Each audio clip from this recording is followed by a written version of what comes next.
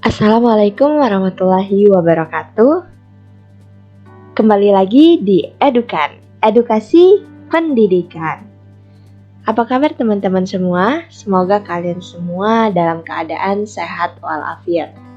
Di sini tim Edukan akan membahas mengenai kisi-kisi esai PPG Prajabatan serta bagaimana sih tips menjawabnya. Oke, lanjut. Langsung saja kita bahas mengenai esai PPG Prajabatan. Pada bagian ini, kalian diminta untuk menceritakan beberapa pengalaman kalian. Penulisan esai harus dilakukan individu tanpa bantuan orang lain. Mengapa hal ini harus ditekankan? Karena pada pengisian esai ini nanti akan dibahas ketika kita sudah lolos di tes substantif, yaitu tahap selanjutnya yaitu wawancara, di mana pada tahap wawancara ini isi esai kita tersebut akan digali lebih dalam lagi.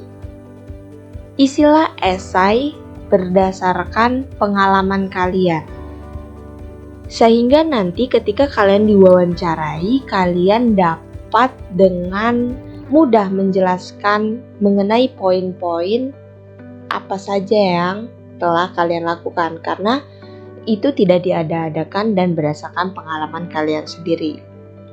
Kemudian tips selanjutnya yaitu pada pengisian esai itu kita dapat lanjut ke poin selanjutnya ketika kita setelah menyelesaikan poin 1, di mana poin 1 itu ada beberapa poin yaitu A, B, C maupun D, tergantung pada bobot masing-masing.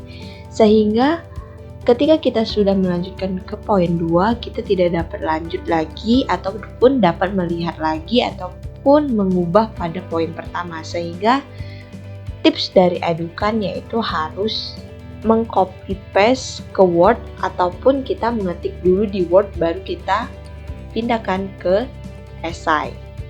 Kita akan lanjut mengenai beberapa pertanyaan mengenai esai.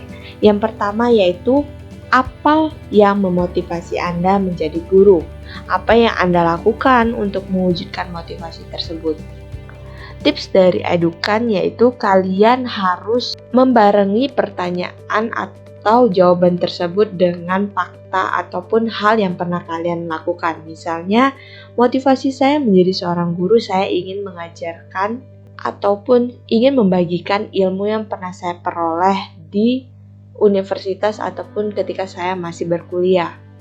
Karena pada saat saya berkuliah, saya pernah menjadi asisten dosen ataupun saya pernah mengajar bimbel, sehingga itu dapat kalian jadikan bahwa kalian memang pernah berkecimpung menjadi seorang guru, sehingga hal tersebut dapat mendukung Anda untuk menjadi seorang guru.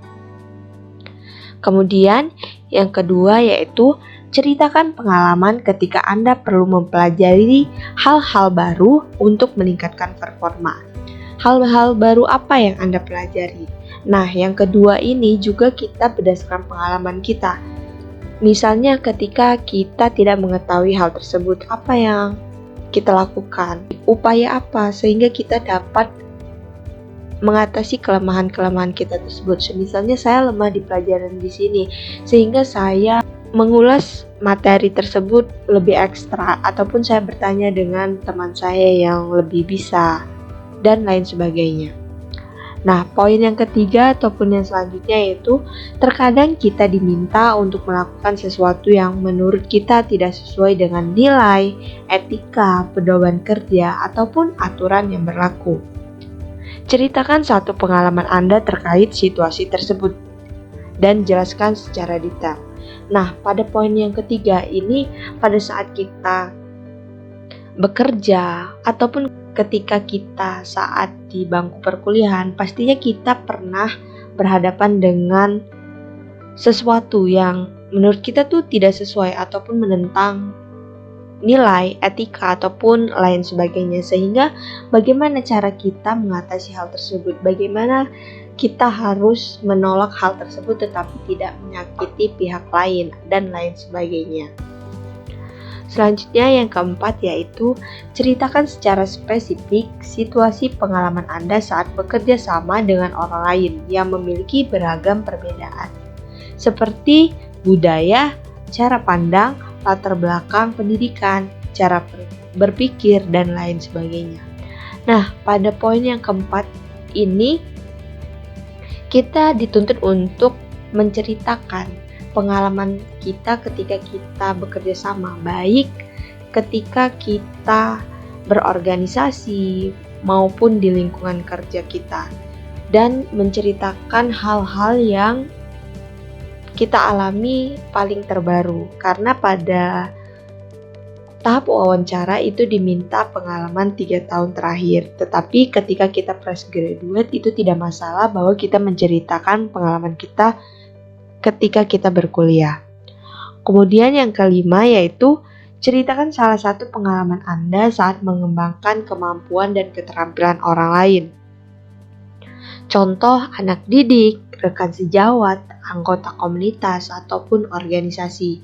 Nah, pada poin kelima yaitu pengalaman berdasarkan ketika kita mengembangkan kemampuan ataupun keterampilan orang lain. Misalnya ketika kita mengajar les, ataupun ketika kita berorganisasi, ada kegiatan mengajar dan lain sebagainya yang itu berkaitan dengan mengembangkan kemampuan ataupun keterampilan orang lain.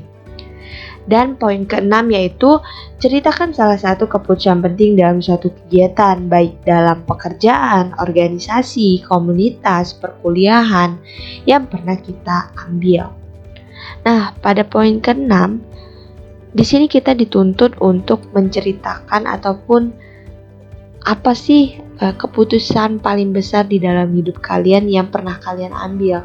Misalnya saja untuk menjadi seorang guru bimbel yang biayanya itu kecil, tetapi saya masih mengambil hal tersebut untuk saya mengembangkan orang lain. Itu dapat dijadikan keputusan penting dan lain sebagainya berdasarkan pengalaman-pengalaman pribadi. Kemudian yang ketujuh ataupun terakhir, ceritakan secara spesifik saat Anda dihadapkan dengan beberapa tugas dalam waktu yang bersamaan.